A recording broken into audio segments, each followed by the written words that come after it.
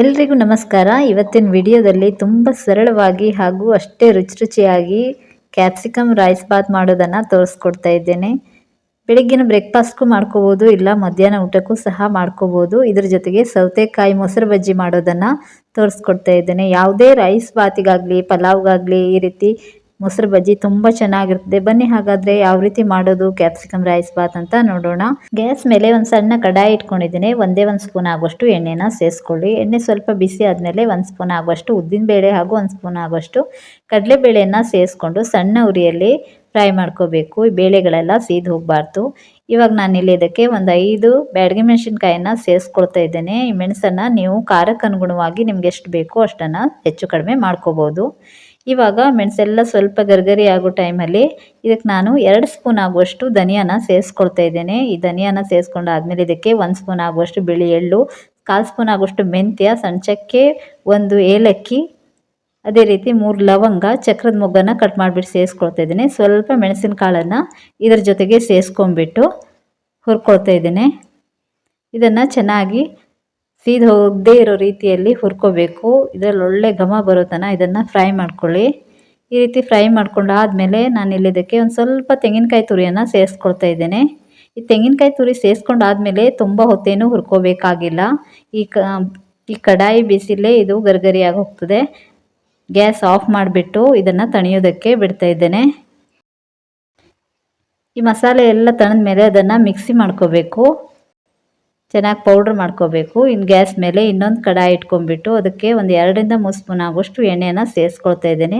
ಎಣ್ಣೆ ಸ್ವಲ್ಪ ಬಿಸಿ ಆದಮೇಲೆ ಸ್ವಲ್ಪ ಸಾಸಿವೆ, ಉದ್ದಿನಬೇಳೆ, ಕಡಲೆಬೇಳೆನ ಸೇರಿಸ್ಕೊಳ್ತಾ ಇದ್ದೇನೆ ಹಾಗೂ ಹಸಿಮೆಣಸಿನ್ಕಾಯಿಯನ್ನು ಕೂಡ ಸೇರಿಸ್ಕೊಳ್ಳಿ. ಸ್ವಲ್ಪ ಕರಿಬೇವಿನ ಸೊಪ್ಪು ಹಾಗೂ ಕಟ್ ಮಾಡಿರುವಂತಹ ಒಣಮೆಣಸಿನ್ಕಾಯನ್ನು ಕೂಡ ಸೇರಿಸ್ಕೊಂಡು ಈ ಕಡಲೆಬೇಳೆ ಸ್ವಲ್ಪ ಕೆಂಪಾಗೋ ತನಕ ಬಾಡಿಸ್ಕೋಬೇಕು. ಇವಾಗ ನಾನಿಲ್ಲಿ 1 ಸ್ಪೂನ್ ಆಗುವಷ್ಟು ಶೇಂಗಾ ಬೀಜನ ಹಾಗೂ ಒಂದು ಸ್ವಲ್ಪ ಗೋಡಂಬಿನ ಕೂಡ ಸೇರಿಸ್ಕೊಳ್ತಾ ಇದ್ದೇನೆ. ಈ ಗೋಡಂಬಿ ಆಪ್ಷನಲ್ಲು, ಬೇಕಾದರೆ ಸೇರಿಸ್ಕೋಬೋದು, ಇಲ್ಲ ಅಂತಂದರೆ ಸ್ಕಿಪ್ ಮಾಡ್ಕೋಬೋದು. ಸೇರಿಸೋದ್ರಿಂದ ಟೇಸ್ಟ್ ತುಂಬ ಚೆನ್ನಾಗಿ ಬರ್ತದೆ. ಇವಾಗ ನಾನಿಲ್ಲಿ 1 ಈರುಳ್ಳಿಯನ್ನು ಉದ್ದುದ್ದವಾಗಿ ಕಟ್ ಮಾಡಿಬಿಟ್ಟು ಸೇರಿಸ್ಕೊಳ್ತಾ ಇದ್ದೇನೆ. ಸಣ್ಣ ಉರಿಯಲ್ಲಿ ಈರುಳ್ಳಿ ಹಸಿ ವಾಸನೆ ಎಲ್ಲ ಹೋಗೋ ತನಕ ಚೆನ್ನಾಗಿ ಫ್ರೈ ಮಾಡ್ಕೋಬೇಕು. ನೋಡಿ, ಈರುಳ್ಳಿ ಎಲ್ಲ ಸ್ವಲ್ಪ ಫ್ರೈ ಆಗಿದೆ. ಇವಾಗ ಇದಕ್ಕೆ 1 ದೊಣ್ಣೆ ಮೆಣಸಿನ್ಕಾಯಿನ ಸ್ವಲ್ಪ ದಪ್ಪಾಗಿ ಕಟ್ ಮಾಡಿಬಿಟ್ಟು ಇದಕ್ಕೆ ಸೇರಿಸ್ಕೊಳ್ತಾ ಇದ್ದೇನೆ. ಈ ರೀತಿ ಒಂದ್ಸಲ ಚೆನ್ನಾಗಿ ಮಿಕ್ಸ್ ಮಾಡ್ಕೊಂಡಾದ್ಮೇಲೆ ನಾನಿಲ್ಲಿ 1 ಟೊಮೆಟೊ ಹಣ್ಣನ್ನು ಸೇರಿಸ್ಕೊಳ್ತಾ ಇದ್ದೇನೆ. ಈ ಟೊಮೆಟೊ ಹಣ್ಣು, ದೊಣ್ಣೆ ಮೆಣಸಿನ್ಕಾಯಿ ಎಲ್ಲ ಸೇರಿಸ್ಕೊಂಡಾದ್ಮೇಲೆ ಒಂದ್ಸಲ ಸಣ್ಣ ಉರಿಯಲ್ಲಿ ಈ ರೀತಿ ಚೆನ್ನಾಗಿ ಮಗ್ಚ್ಕೋಬೇಕು.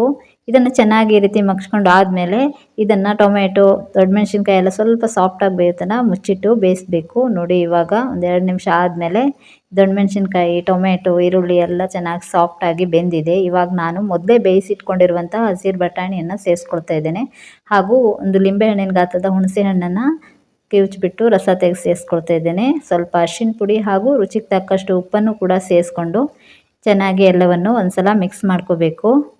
ಮನೆಯಲ್ಲಿ ತರಕಾರಿಗಳೆಲ್ಲ ಖಾಲಿ ಆದವಾಗ ಒಂದೇ ಒಂದು ಕ್ಯಾಪ್ಸಿಕಮ್ ಇದ್ದರೆ ಸಾಕು. ಈ ರೀತಿ ಟೇಸ್ಟಿ ಆದಂತಹ ಕ್ಯಾಪ್ಸಿಕಮ್ ರೈಸ್ ಬಾತನ್ನು ಮಾಡ್ಕೋಬೋದು. ನೋಡಿ, ನಾವು ಆವಾಗ ಪೌಡ್ರ್ ಮಾಡ್ಕೊಂಡಿದ್ವಲ್ಲ, ಆ ಪೌಡ್ರನ್ನು ನಾನಿಲ್ಲಿ 2 ಸ್ಪೂನ್ ಆಗುವಷ್ಟು ಸೇರಿಸ್ಕೊಳ್ತಾ ಇದ್ದೇನೆ. ಈ ಪೌಡ್ರು ಕ್ಯಾಪ್ಸಿಕಮ್ ರೈಸ್ ಬಾತ್ಗೆ ಒಳ್ಳೆ ಟೇಸ್ಟ್ ಕೊಡುತ್ತೆ. ಇವಾಗ ಈ ಪೌಡ್ರನ್ನು ಸೇರಿಸ್ಕೊಂಡು ಆದಮೇಲೆ ಸಣ್ಣ ಉರಿಯಲ್ಲಿ ಇದನ್ನು ಮಗ್ಚ್ಕೋಬೇಕು. ಈ ಮಸಾಲೆ ಸೇರಿಸಿದ ಮೇಲೆ ಇದು ಸೀದು ಹೋಗಬಾರ್ದು. ಹಾಗಾಗಿ ಮುಚ್ಚಳ ಮುಚ್ಚಿಬಿಟ್ಟು ಆಯಿಲ್ ಸಪ್ರೇಟ್ ಆಗೋ ತನಕ ಫ್ರೈ ಮಾಡ್ಕೋಬೇಕು. ನೋಡಿ, ಇದು ಚೆನ್ನಾಗಿ ಫ್ರೈ ಆಗಿಬಿಟ್ಟು ಆಯಿಲೆಲ್ಲ ಸಪ್ರೇಟ್ ಆಗಿದೆ. ಈ ರೀತಿ ಒಂದ್ಸಲ ಚೆನ್ನಾಗಿ ಮಿಕ್ಸ್ ಮಾಡ್ಕೊಂಡು ಆದಮೇಲೆ ನಾನಿಲ್ಲಿ ಮೊದಲೇ ಅನ್ನನ ಉದುರುದ್ರಾಗಿ ಮಾಡ್ಕೊಂಡಿದ್ದೆ. ಮಾಮೂಲಿ ಸೋನಾ ಮಸೂರಿ ಅಕ್ಕಿಯಿಂದ ಅನ್ನ ಮಾಡಿಟ್ಕೊಂಡಿದ್ದೆ. ಈ ಅನ್ನನ ಇದಕ್ಕೆ ಸೇರಿಸ್ಕೊಳ್ತಾ ಇದ್ದೀನಿ. ಗ್ಯಾಸನ್ನು ಸಣ್ಣ ಉರಿಯಲ್ಲಿ ಇಟ್ಕೊಂಡು ಮಿಕ್ಸ್ ಮಾಡ್ಕೋಬೇಕು. ನೀವು ಇದನ್ನು ಕುಕ್ಕರಲ್ಲಿ ಕೂಡ ಮಾಡ್ಕೋಬೋದು. ಕುಕ್ಕರಲ್ಲಿ ಮಾಡೋದಾದರೆ ಈ ದೊಣ್ಣೆ ಮೆಣಸಿನ್ಕಾಯಿನೆಲ್ಲ ಇಷ್ಟೊಂದು ಸಾಫ್ಟ್ ಬೇಯಿಸೋ ಅವಶ್ಯಕತೆ ಇರೋದಿಲ್ಲ. ಸ್ವಲ್ಪ ಬಾಡಿಸ್ಕೊಂಡ್ಬಿಟ್ಟು ನಂತರ ಅಕ್ಕಿಯನ್ನು ಸೇರಿಸಿ ಒಂದು 3 ವಿಸಿಲ್ ಕೂಗಿಸ್ಕೊಂಡ್ರೆ ಸಾಕು. ತುಂಬ ಚೆನ್ನಾಗಿ ಕುಕ್ಕರಲ್ಲಿ ಕೂಡ ಈ ಕ್ಯಾಪ್ಸಿಕಮ್ ರೈಸ್ ಬಾತನ್ನು ಮಾಡ್ಕೋಬೋದು. ನೋಡಿ ಎಷ್ಟು ಚೆನ್ನಾಗಿ ಬಂದಿದೆ ಅಂತ. ಟೇಸ್ಟ್ ಕೂಡ ಅಷ್ಟೇ ಚೆನ್ನಾಗಿರ್ತದೆ. ಮನೆಯಲ್ಲಿ ಕೆಲವೊಂದು ಸಲ ತರಕಾರಿಗಳೆಲ್ಲ ಇಲ್ಲಾದಾಗ ಈಗ ಒಂದೇ ಒಂದು ಕ್ಯಾಪ್ಸಿಕಮ್ ಇದ್ದರೆ ಎಷ್ಟು ಈಸಿಯಾಗಿ ಹಾಗೂ ರುಚಿಯಾಗಿ ಕ್ಯಾಪ್ಸಿಕಮ್ ರೈಸ್ ಬಾತ್ ಮಾಡ್ಕೋಬೋದು. ನೋಡಿ, ಇವಾಗ ಕ್ಯಾಪ್ಸಿಕಮ್ ರೈಸ್ ಬಾತ್ ರೆಡಿ ಆಯಿತು. ಮೊಸರು ಬಜ್ಜಿ ಮಾಡೋಣ. 1 ಕಪ್ ಆಗುವಷ್ಟು ಮೊಸರನ್ನು ಸೇರಿಸ್ಕೊಳ್ತಾ ಇದ್ದೇನೆ. ಅದೇ ಬೌಲಿಗೆ ಸ್ವಲ್ಪ ನೀರನ್ನು ಪುನಃ ಸೇರಿಸ್ಕೊಳ್ತಾ ಇದ್ದೇನೆ. ಇಲ್ಲಿ ನಾನು ಒಂದು ಅರ್ಧ ಭಾಗದ ಆಗುವಷ್ಟು ಸೌತೆಕಾಯಿನ ಸಿಪ್ಪೆ ತೆಗೆದುಬಿಟ್ಟು ಸಣ್ಣದಾಗಿ ಕಟ್ ಮಾಡಿ ಇಟ್ಕೊಂಡಿದ್ದೀನಿ. ಒಂದು ಅರ್ಧ ಈರುಳ್ಳಿಯನ್ನು ಹಾಗೂ ಒಂದು ಅರ್ಧ ಟೊಮೆಟೊ ಹಣ್ಣು ಹಸಿಮೆಣಸಿನ್ಕಾಯನ್ನು ಸೇರಿಸ್ಕೊಳ್ತಾ ಇದ್ದೇನೆ. ಇವನ್ನ ಸೇರಿಸ್ಕೊಂಡಾದ್ಮೇಲೆ ಒಂದು ಸಲ ಸ್ವಲ್ಪ ಉಪ್ಪನ್ನು ರುಚಿಗೆ ತಕ್ಕಷ್ಟು ಸೇರಿಸ್ಕೊಂಡ್ಬಿಟ್ಟು ಚೆನ್ನಾಗಿ ಮಿಕ್ಸ್ ಮಾಡ್ಕೋಬೇಕು. ಯಾವುದೇ ಒಂದು ರೈಸ್ ಬಾತ್ಗಾಗಲಿ, ಬಿರಿಯಾನಿಗಾಗಲಿ, ಪಲಾವ್ಗಾಗಲಿ ಅಥವಾ ಟೊಮೆಟೊ ರೈಸ್ಗಾಗಲಿ ಈ ರೀತಿ ಮೊಸರು ಬಜ್ಜಿ ತುಂಬ ಚೆನ್ನಾಗಿರ್ತದೆ. ದಿನ ಒಂದೇ ರೀತಿ ಬ್ರೇಕ್ಫಾಸ್ಟ್ ತಿಂತಾಯಿದ್ರೆ, ದೋಸೆ ಇಡ್ಲಿ ತಿಂದು ಬೇಜಾರಾಗಿದ್ದರೆ ಒಮ್ಮೆ ಈ ಟೊಮೆಟೊ ರೈಸ್ ಬಾತನ್ನು ಟ್ರೈ ಮಾಡಿ, ಖಂಡಿತ ನಿಮ್ಗೆ ಇಷ್ಟ ಆಗುತ್ತೆ. ತುಂಬ ಸರಳವಾಗಿ ಮಾಡ್ಕೋಬೋದು, ಅದೇ ರೀತಿ ರುಚಿಯೂ ಕೂಡ ಅಷ್ಟೇ ಚೆನ್ನಾಗಿರ್ತದೆ. ನೋಡಿ, ಟೊಮೆಟೊ ರೈಸ್ ಬಾತ್ ಹಾಗೂ ಮೊಸರು ಬಜ್ಜಿ ಎರಡೂ ಕೂಡ ರೆಡಿ ಆಯಿತು. ಪ್ಲೇಟಿಂಗ್ ಮಾಡೋಣ. ನೋಡಿ ಎಷ್ಟು ಚೆನ್ನಾಗಿ ಬಂದಿದೆ ಅಂತ. ಈ ಟೊಮೆಟೊ ರೈಸ್ ಬಾತ್ ಜೊತೆಗೆ ಈ ಮೊಸರು ಬಜ್ಜಿ ಇದ್ದರೆ ತುಂಬ ಚೆನ್ನಾಗಿರ್ತದೆ.